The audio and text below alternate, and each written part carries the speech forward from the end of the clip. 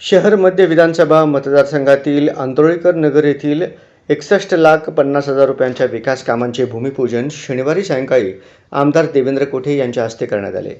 श्री गणेश मंदिराच्या प्रांगणात हा कार्यक्रम झाला.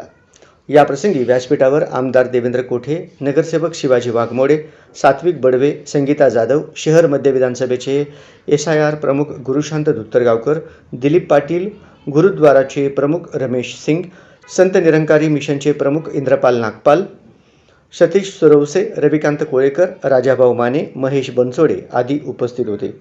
प्रारंभी आंतोळीकर नगरमध्ये 38,33,000 रुपयांच्या विशेष निधीतून बांधण्यात येणाऱ्या श्री गणेश मंदिर येथील सभामंडपाचे भूमिपूजन तसेच आंतोळीकर नगर परिसरात 23,17,000 रुपयांच्या निधीतून टाकण्यात येणाऱ्या नव्या ड्रेनेज लाईनच्या कामाचे भूमिपूजन करण्यात आले. याप्रसंगी आमदार देवेंद्र कोठे म्हणाले, गेल्या 15 वर्षांपासून चुकीचे लोकप्रतिनिधी निवडून आल्यामुळे आंतोळीकर नगर आणि परिसराचा विकास रखडला होता. नियमितपणे महापालिकेचा कर भरूनही येथील मूलभूत समस्या सोडविण्यासाठी देखील नागरिकांना तब्बल 15 वर्षे वाट पाहावी लागली. हे मोठे दुर्दैव आहे. मात्र यापुढील काळात आंतोळीकर नगर परिसरासह शहर मध्येचा विकास थांबणार नाही.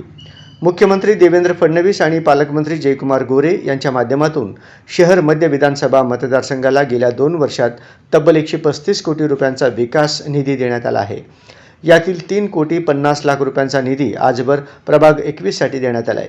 आगामी काळातही भाजपचे सर्व नगरसेवक आणि मी स्वतः नागरिकांच्या कायम संपर्कात राहून नागरिक सांगतील ती विकास कामे करण्यात येणार आहेत.